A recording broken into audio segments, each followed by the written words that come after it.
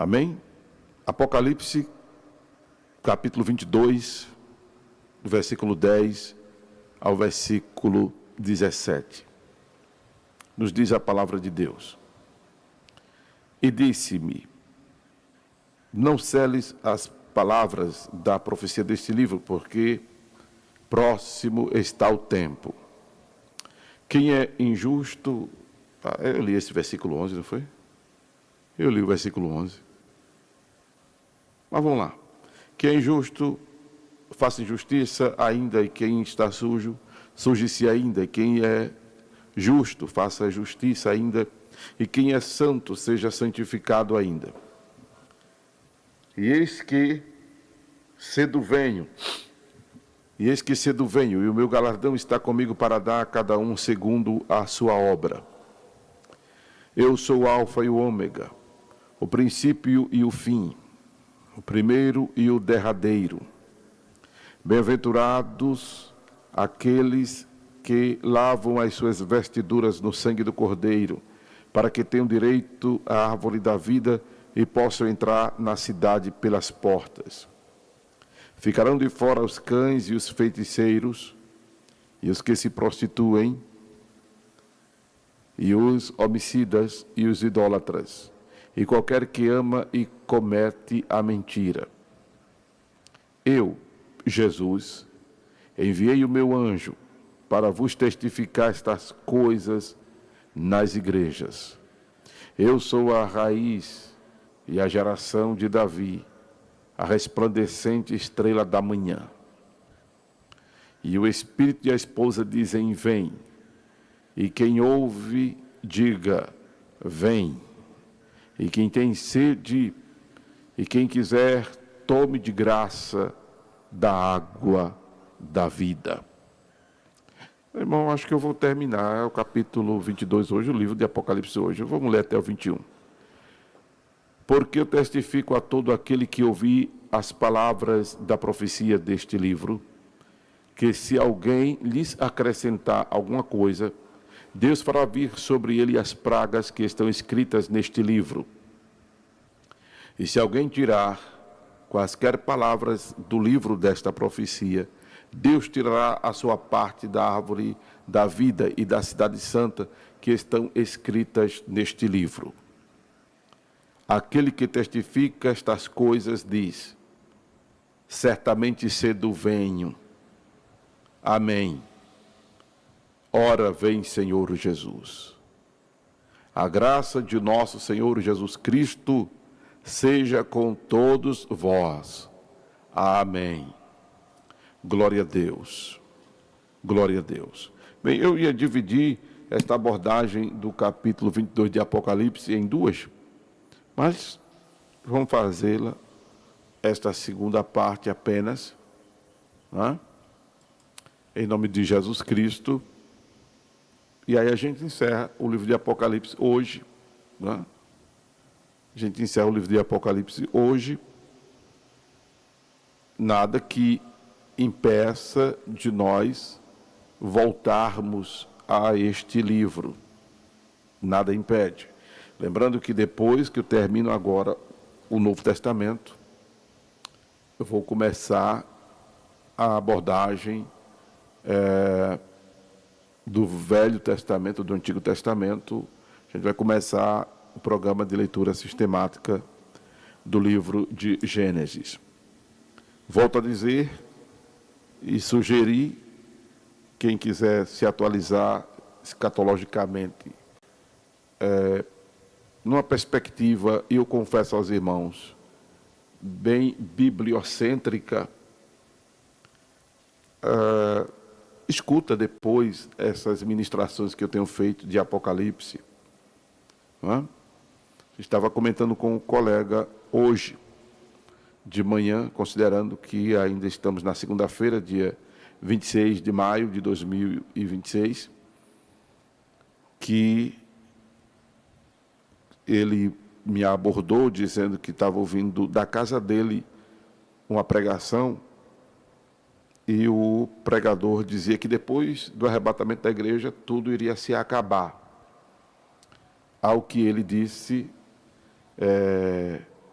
Eu lembrei do senhor, pastor Amaro, e acho que o irmão deveria ouvir as suas ministrações. Aí eu disse, passa para ele, se você conhece, passa para ele os links dessas ministrações, que só as ministrações estão no canal Acorda Bênção no YouTube. O programa inteiro está aqui no YouTube Rádio Acorda Bênção, tem as partes aqui no Instagram Acorda Bênção, inclusive participou minha bispa Camila, que bom tê-la aqui essa hora, né? E no Facebook. E o programa inteiro está no YouTube Rádio Acorda Bênção. Agora, só as ministrações, e aí, modéstia à parte, tem um estudo vasto de escatologia no YouTube, quando eu falo do livro de Apocalipse. Mas tem sobre angelologia, que eu falei na abordagem anterior. Lá no livro de Coríntios, então tem a abordagem de 1º e 2º aos Coríntios completa, no YouTube Acorda Bênção. Aliás, de Mateus a Apocalipse, nós temos agora abordagens no YouTube Acorda Bênção. Né? Louvado seja o nome de Jesus. Então, fica essa informação. Nesse momento, aqui, segundo no Instagram e segundo no Facebook, inteiro aqui no YouTube, e também pelo aplicativo da Rádio Acorda Bênção. Amém? E hoje, já dando saudade, a gente está terminando o livro de Apocalipse. Lá na Rádio Tamandaré, eu ainda estou no capítulo 19, só para vocês terem ideia. Né? Porque eu estava repetindo as ministrações lá. Mas aí, como estamos querendo fazer ao vivo lá também, aí estamos ainda no capítulo 19. Mas no YouTube, Acorda Bênção tem todas as ministrações escatológicas que eu tenho feito aqui. E hoje a gente termina o livro de Apocalipse. Eu não lembrava que já tínhamos lido até o versículo 11, na abordagem anterior. Voltando a dizer que esse versículo 11 não é um sugestivo, não é uma frase optativa, nenhuma proposição ao injusto, ao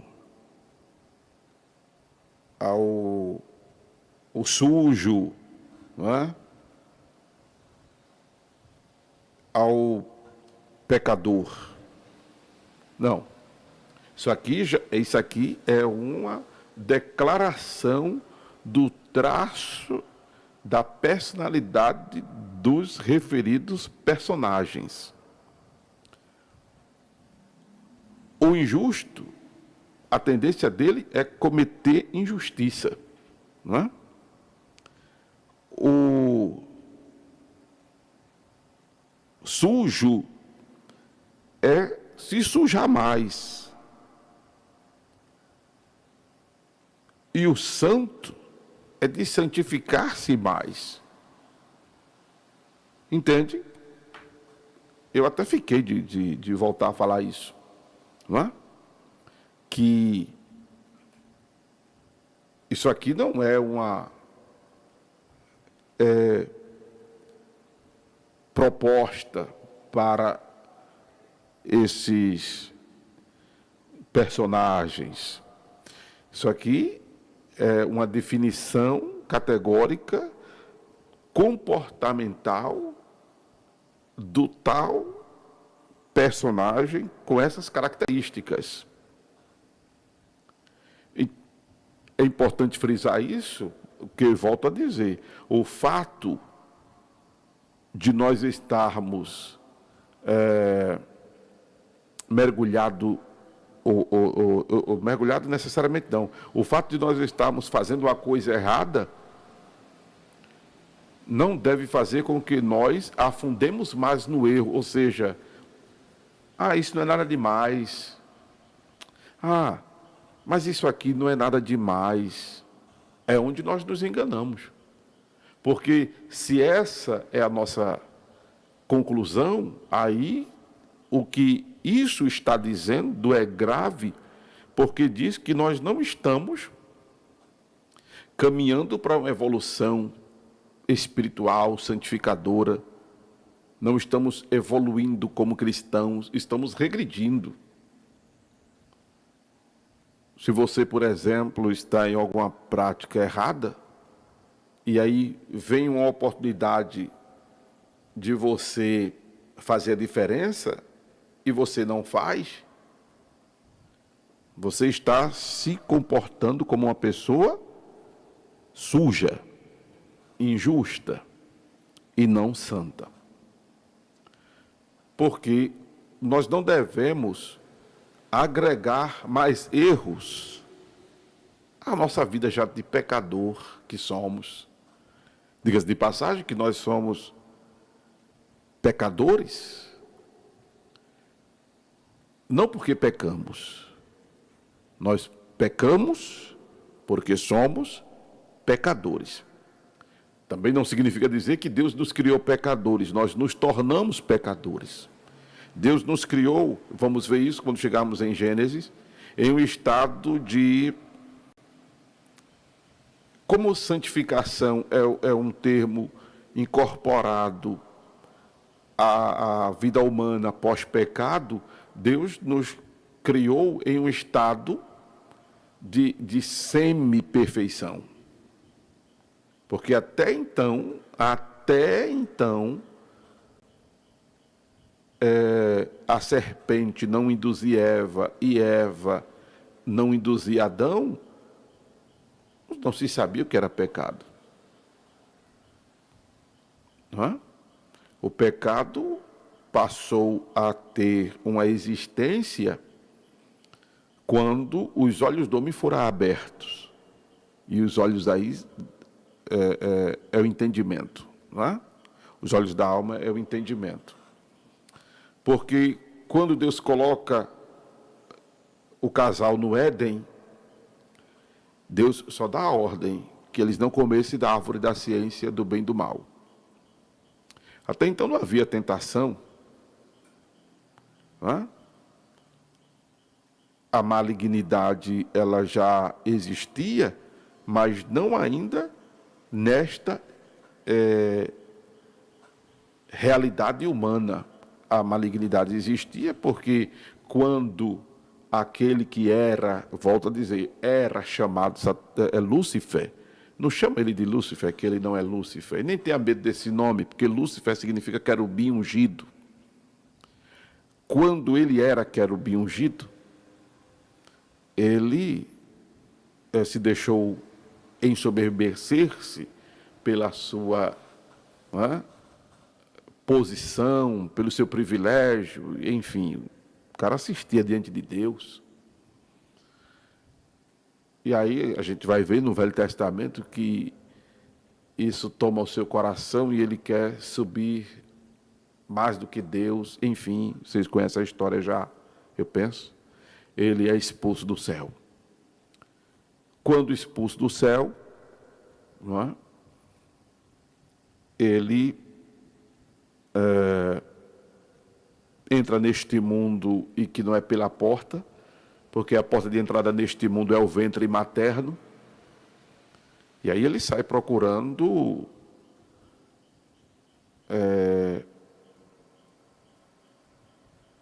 ter essa relação na terra com o homem, e que a princípio ele se utiliza da serpente. Por isso que eu digo que a malignidade já existia no mundo nesse aspecto, porém o homem em si não. No homem em si não. As coisas desagradáveis, destrutivas, danosas, ruins, passaram a ser uma realidade da vida humana, inclusive o homem tornou-se pecador por causa da sedução, ou do ceder à tentação. Não é? Por isso que em Romanos capítulo 3 diz que todos os homens pecaram e destituídos foram da presença gloriosa de Deus, por conta do pecado de Adão que passou para todas as gerações. Nos tornamos pecadores. Então, por nos tornarmos pecadores, então pecamos. Mas o fato de pecarmos não nos dá, preste atenção, o direito de incorporarmos mais erros ao nosso estado pecaminoso. Mas quando a palavra de Deus diz que o injusto faça injustiça, é porque é da natureza do injusto fazer injustiça, do desonesto agir com desonestidade. Mas quem tem a natureza de santificação ou a natureza do santo, quem tem a nova natureza, sim, porque quando nós nos convertemos a Jesus, né, e resolvemos amá-lo de toda a nossa força, de toda a nossa alma, de todo o nosso entendimento, aí sim aconteceu o fenômeno do novo nascimento. O novo nascimento é a união do Espírito Santo com o nosso espírito. Quando houve essa fusão do Espírito de Deus, que é Deus, com o nosso espírito, aí surge o novo nascimento. Novo nascimento é mais do que se converter. Nascer de novo é mais do que ser convertido. Ser convertido é ser mudado. Conversão significa mudança. A pessoa fumava, deixou de fumar, bebia, deixou de beber. Deixa eu usar os termos aqui. Se prostituía, deixou de se prostituir. Era homicida, deixou de ser homicida. Matava, né? Deixou de matar. Era idólatra, deixou de praticar idolatria. Mentia, não mente mais. Não é? Alguém disse, não mente, mas escorrega, né? Bem, enfim, aí não posso alimentar isso. A ideia é deixar de mentir, né? Enfim, mudou. Sim, mudou, mas por resolver seguir agora os passos de Jesus, viver de acordo com a vontade de Deus, ele resolveu ter a Bíblia, a Sagrada Palavra de Deus, as Sagradas Escrituras, como a sua única regra de fé e prática. A partir desta decisão que a pessoa tomou, João 14, 23, o Espírito Santo uniu-se ao Espírito desta pessoa. E aí ela nasceu de novo. Em nascendo de novo, tem agora a natureza divina. Em nascer de novo, tem agora a natureza divina. Tem o Espírito Santo. Tem Deus na vida. O Espírito Santo é Deus. O Espírito Santo é Deus agindo no homem para o santificar. O Espírito Santo não é uma terceira pessoa divina. O Espírito Santo é Deus agindo no homem para o santificar, operando no homem para o santificar. E se santificar não é chegar a um estado de perfeição, é um processo. Santificação é um processo de afastar-se do pecado. A santificação ela é adquirida por dois elementos, só esses dois elementos. Jejum não santifica, orar não santifica. Preste atenção no que eu estou dizendo para depois não entender errado. O que nos santifica é a palavra de Deus.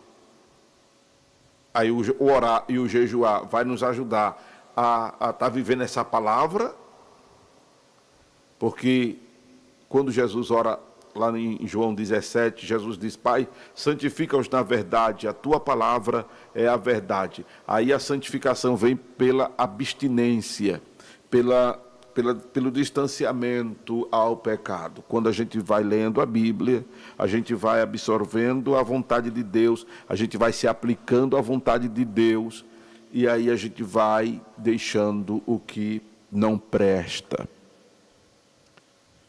Me lembrando agora, falando isso, a ceia é uma maneira de ajudar você a se santificar, porque quando você come do pão e bebe do vinho, você bota Jesus para dentro, e só botando Jesus para dentro que a gente consegue se libertar do que não presta. A gente consegue tirar de nós o que não presta, se enchendo de Jesus. Quer deixar o que não presta? Se encha de Jesus. Aleluia. Eu fiz uma postagem no Instagram que a pessoa convertida, ela já tem o direito, o dever e a necessidade de cear. Um colega pastor disse, eu discordo. Tudo bem, reverendo. Fique à vontade, só que essa não é ideia minha, isso é um princípio bíblico. É um princípio bíblico. Louvado seja o nome do Senhor Jesus. E aí, quando você comunga da ceia, você está botando Jesus para dentro. E só se enchendo de Jesus é que a gente consegue vencer a carne, resistir o diabo, vencer o mundo, dizer não à tentação. E lendo a palavra, você vai aprendendo o que é certo. Lendo a palavra, você vai aprendendo o que é certo. E quando você vai fazendo o que é certo, vai deixando o que é errado, você está se santificando. Amém? Você está se santificando. Aí a palavra de Deus é o elemento que nos santifica. O outro elemento é o sangue de Jesus. O sangue de Jesus nos purifica de todo pecado. 1 de João 1:9. Se confessarmos os nossos pecados, Ele é fiel e justo para nos perdoar os pecados e nos purificar de toda a injustiça. Então, só esses dois elementos nos purificam,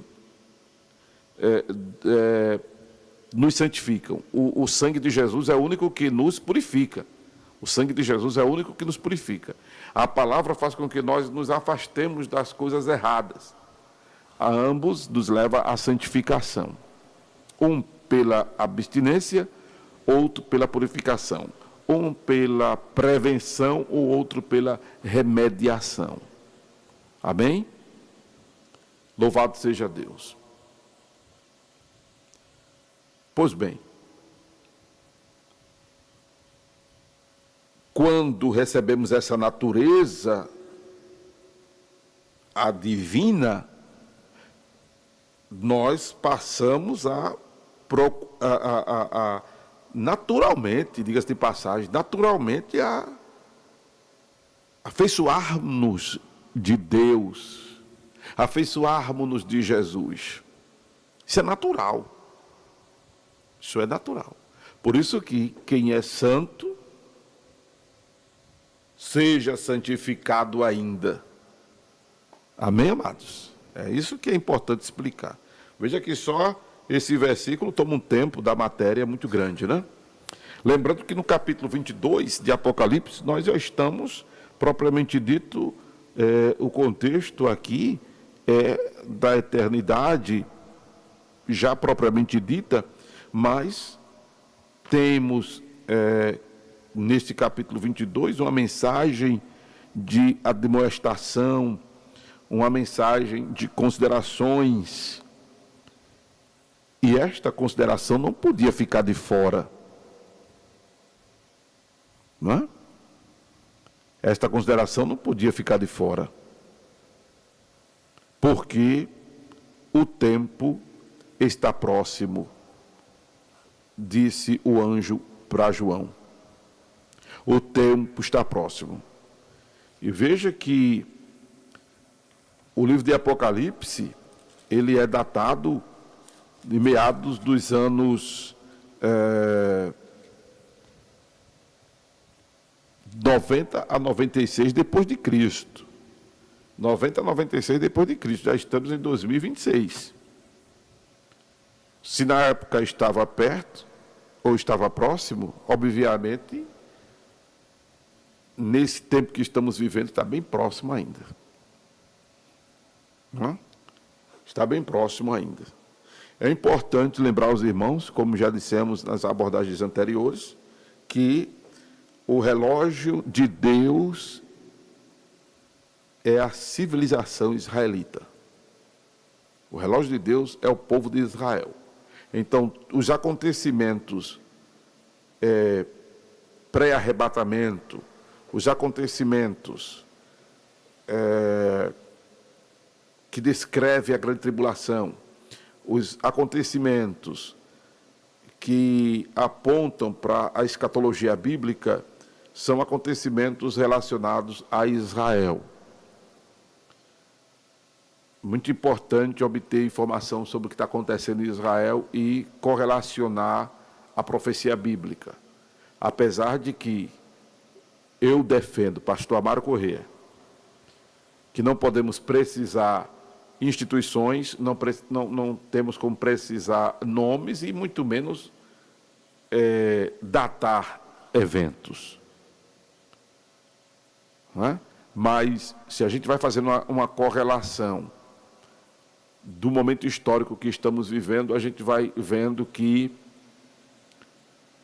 principalmente nesse tempo que estamos vivendo, no ano de 2026,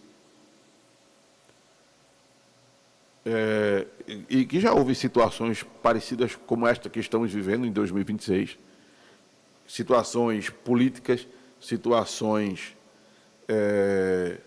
religiosas, situações de guerras e rumores de guerra, situações governamentais, não é? Semelhantes, até porque a história é cíclica. Porém, há de convir que a situação histórica que estamos vivendo nos dias de hoje, elas parecem muito singular. Elas têm um indicativo tribulacional muito forte. Não que estejamos vivendo a grande tribulação. Eu sou aquele asta, como a maioria de vocês são e de repente não sabem, mas a maioria evangélica é pré-milenista, não é? A maioria de nós cremos que a igreja será arrebatada antes da grande tribulação, seremos arrebatados antes da grande tribulação. A tribulação vem antes do milênio, o milênio é depois da grande tribulação. O milênio termina com a parousia, que é quando se implanta a grande tribulação. Se implanta não, Jesus implanta o milênio, termina a grande tribulação, Jesus implanta o milênio. Depois do milênio tem o juízo final e adentraremos na eternidade. A gente crê nesse mapa escatológico, a maioria de nós. Mas se você não é, me desculpa, mesmo sendo evangélico, mesmo sendo pentecostal, né? Porque já mostrei que existe entre os próprios irmãos evangélicos, né, outras vertentes escatológicas. Existem outras vertentes escatológicas. Né? Existem os que acreditam no arrebatamento pós-tribulacional, no arrebatamento mesotribulacional, né? E os que acreditam no arrebatamento parcial, tá? Quem acredita em qualquer coisa assim. Como temos o posicionamento amilenista e o posicionamento pós-milenista. Eu falo disso na abordagem do capítulo 13, 14 e 15 de Apocalipse, que está no canal Acorda da Bênção no YouTube. Para quem não assistiu, quiser assistir, está disponível no canal Acorda da Bênção no YouTube, todas as abordagens que eu tenho feito do livro de Apocalipse. Louvado seja Deus. Então,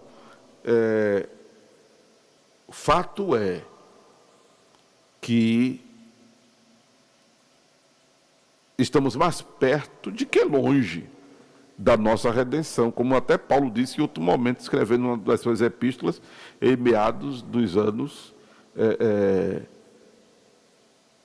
50, 60 depois de Cristo. Louvado seja Deus. Considerando que, na perspectiva evangelística, a gente pensa assim, eu particularmente penso, há quem discorde, tem todo o direito de discordar, mas o que eu vou falar, eu tenho respaldo para falar. Na perspectiva evangelística, pode ser que Jesus demore. Pode ser que Jesus demore mais um pouquinho. Mas pode ser também que não demore. Eu sou atemporal. Porque disse Pedro, um dia como 1000 anos, e 1000 anos como o dia de ontem. Então, tudo pode acontecer em fração de minutos, de horas, de dias, de meses. Tudo pode acontecer. Tudo pode acontecer. Porque, mas eu digo a questão evangelística porque Jesus disse que o evangelho do reino seria pregado em todas as nações, então viria o fim. Essa fala de Jesus não é ainda para a era da igreja. Não é ainda para a era da igreja. Porque na era da igreja, a gente está vendo que a obra evangelizadora está a desejar. E quando se fala do fim, o fim é o fim é o fim. O fim não é ponto e vírgula. O fim não é uma vírgula, o fim é um ponto. E o fim é o juízo final e adentraremos na eternidade. Mas Jesus pontua que para ele voltar, o evangelho precisa ser pregado a toda criatura. E do jeito que estamos fazendo a obra evangelística, estamos a passos lentos. Além dos passos lentos, o evangelho que está sendo pregado, infelizmente, ainda não é o evangelho do reino. Perceba que as lideranças divergem no que diz respeito ao teor evangelístico. Um prega uma coisa, outro prega outra, outro prega outra, outro prega outra. E as pessoas vão pregando um evangelho que atendam, principalmente os líderes, os seus interesses monetários. Encham suas igrejas. Estabeleçam seu império, seu patrimônio. E não defendem os interesses de Deus. Defendem seus interesses. Defendem sua qualidade de vida financeira, seu bolso, seu salário, a sua denominação, a sua norma, a sua regra. Por isso que eu volto a dizer, eu não estou aqui para ser influência, eu não estou aqui para ser formador de opinião, como eu disse ao colega, não estou pedindo uma avaliação, o aval de ninguém. Estou para pregar aqui o evangelho. Se crê, amém, se não crê, amém. Se concorda, amém, se não concorda, amém. Não estou falando aqui ideia minha, estou falando aqui palavra de Deus. Estou falando palavra de Deus. Não é? Estou falando doutrina de uma denominação X, Y ou Z. Não, estou falando palavra de Deus. Estou mostrando na Escritura.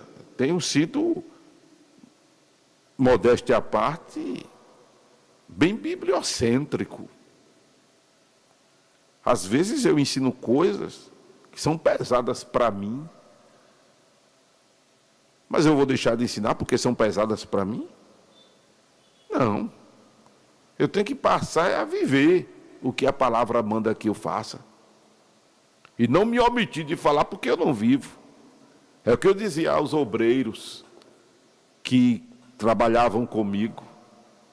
Se a palavra vier e você não estiver vivendo a palavra, não deixe de pregar não, pregue.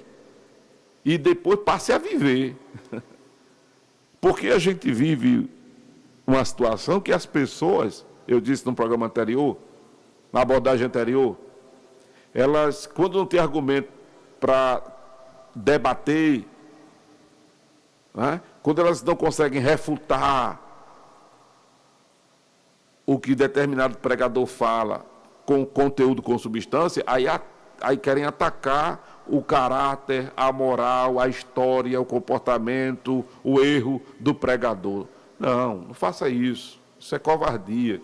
Isso é golpe baixo. Isso não existe. Né? Não que alguém faça isso comigo. Está doido de fazer isso comigo? Está doido de fazer isso comigo?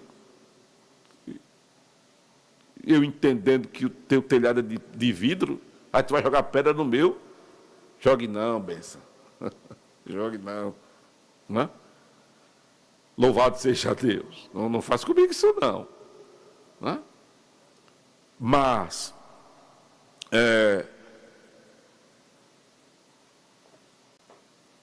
a palavra manda que nós julguemos, não o pregador, mas o conteúdo da pregação. Não é? O conteúdo da pregação. Aí você, para refutar, tem que ter argumento bíblico. Argumento bíblico. Não é? Louvado seja Deus. Enfim. O evangelho do reino não está sendo pregado, propriamente dito. Então, evangelisticamente, eu penso que a gente está meio que distante. Agora, historicamente, o que eu disse para os irmãos, e volto a dizer, nós estamos já sendo sombreado pelos acontecimentos tribulacionais.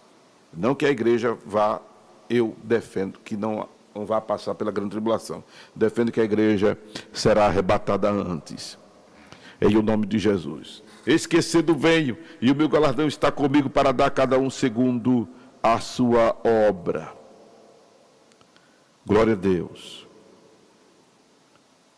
E isso aqui é extraordinário, né? Que era para eu ter falado quando falei da santificação, versículo 14. Bem-aventurado aqueles que lavam as suas vestiduras no sangue do Cordeiro, para que tenham direito à árvore da vida e possam entrar na cidade pelas portas. Lavar o sangue nas vestes do Cordeiro é a confissão dos pecados. E a gente percebe que vai ficar de fora os que não se convertem, né, a Jesus. Os que não mudaram de vida e não nasceram de novo. Aleluia. E aí nós temos Jesus agora falando com João acerca de ter enviado o anjo para testificar as coisas das igrejas. O Senhor se identifica e tal. Eu sou o raiz e a geração de Davi, a resplandecente estrela da manhã. Né? E o Espírito e a esposa dizem: vem. E quem ouve, diga vem. Quem tem sede, venha. E quem quiser, tome de graça da água da vida. Oh, glória a Deus. Agora chega uma parte aqui que é importante falar, como toda ela, né? Que vai dar inspiração também. O pastor não tem bagagem para estar falando de versículo por versículo. Eu mesmo não tenho. Tá? E pela lupa do Espírito Santo a gente foca aqui no versículo 18 e no versículo 19. Que quem acrescentar alguma coisa às palavras da profecia deste livro, será acrescentada, ou Deus fará vir sobre ele as pragas que estão escritas neste livro. E se alguém tirar quaisquer palavras do livro desta profecia, Deus tirará a sua parte da árvore da vida e da cidade santa, que está escrita neste livro. Ou seja, o cara vai ficar de fora. É muita coragem pregar o que não está na Bíblia. Ora, se pregar o que está na Bíblia, para pregar o que tem na Bíblia, tem que ter coragem. Como eu disse, às vezes dói, às vezes é difícil, mas você tem que pregar. Tem que procurar viver, tem que pregar. Agora, é muita doideira a pessoa pregar o que não tem na Bíblia. É muita loucura. É complicado, irmão. Porque está indo contra a palavra, está criando heresia. Cuidado, pregadores. Uma nota hermenêutica aqui. Cuidado, pregadores, com a tal da conjectura. Cuidado. Cuidado. Eu aqui posso estar escrevendo, isso é uma conjectura. Enquanto eu estou falando, pedir para alguém escrever. Bota aí, isso é conjectura. No YouTube, isso é conjectura. No Facebook, ou então eu colocar uma taxa. É porque eu não sei se existe isso no Instagram e no Face. Mas eu pedi para me ensinar a fazer uma taxa aqui rolante e deixar aqui no YouTube. Isso é neste momento, isso é uma conjectura. Eu posso fazer isso. Mas na hora que eu estou pregando numa igreja, ao ar livre, em um púlpito, não tem como eu colocar uma taxa. Isso é conjectura. A não ser que eu abra um retroprojetor. Isso é conjectura. Isso é conjectura. Conjectura é uma ideia, é uma invenção da cabeça para querer dar um exemplo. O problema é que esses exemplos, se eles não forem bem formulados, vão dar margem para heresia. E depois que uma heresia entrar no coração para tirar é um problema. Principalmente vindo do altar. Principalmente vindo do altar. Tipo assim, o povo está confiando no que você está dizendo. O povo está acreditando no que você está dizendo. E se você é ouvinte, é bom ter cuidado para não pegar o bonde andando. Procura ouvir a pregação do começo. O bonde está registrando as pregações em áudio e em vídeo, é porque você pode voltar e ouvir do começo, para não pegar o bonde andando, pegar do meio para o fim e confundir chaclete de chacrinha com chiclete de caixinha. Isso é uma fala antiga. Meu Deus, disse a minha idade agora. Eu não tenho problema com a minha idade, eu tenho 55 anos. É da época do Chacrinha ou Adelardo Barbosa, alguma coisa assim, né? É confundir, pegar o bonde andando vai fazer você se confundir. É outra brincadeira que o pessoal dizia, ter de Pelé com telepatia. Vai confundir as coisas, tem que prestar atenção para poder entender o que está sendo falado pelo pregador. Né? Cuidado com conjectura, pregadores. Cuidado. Agora, observe, é muita coragem a pessoa tirar da palavra. Tirar é você omitir-se, omitir a verdade. Acrescentar é você inventar coisa que não está na Bíblia. Já eu escutei alguém dizendo assim, olha, irmão, eu vou dizer uma coisa, mas não está na Bíblia, não. Cuidado com isso. Cuidado com isso. É a mesma coisa da pessoa também dizer assim, olha, o Senhor é o teu pastor e nada te faltará. Aí diz, não vai te faltar luta, não vai te faltar problema, não vai te faltar isso. Meu Deus, quando o salmista pensou no Senhor ser o seu pastor, ele não pensou nessa negatividade que a turma está incorporando ao salmo, não. Ele falou de o Senhor não faltar como o Senhor mesmo não lhe faltar. E não lhe faltar, né? Louvado seja Deus. Vamos lá, Salmo 23. Salmo 23. Louvado seja o nome de Jesus. Eu não esqueci do Salmo 23, não. Conheço, modéstia à parte, eu conheço. Não sou muito de decorar, mas conheço. Mas quando o salmista fala do Salmo 23, ele fala de não lhe falta refrigério na alma. de não lhe faltar proteção, de não lhe faltar vitória, de não lhe faltar a bondade e a misericórdia do Senhor, de não lhe faltar a presença do Senhor. Ele não falou aqui de faltar a luta, de faltar... Isso aí é deturpar a palavra. Pelo amor de Deus. O salmista nem pensou nessa coisa pessimista, negativista e tenebrosa que a turma quer incorporar o Salmo 23. É disso que eu estou falando. Cuidado. Cuidado. Eu espero que essas palavras simples, não é, tenham sido edificantes, impactantes e tenham mexido com vocês. De alguma forma, né? Vos tenha feito crescer na graça e no conhecimento do Senhor Jesus. Se não fez nada disso, o que você ouviu foi Amaro Correia. Mas se você ouviu, aliás, se aconteceu, o que você ouviu foi a voz de Deus, a voz do divino. Amém.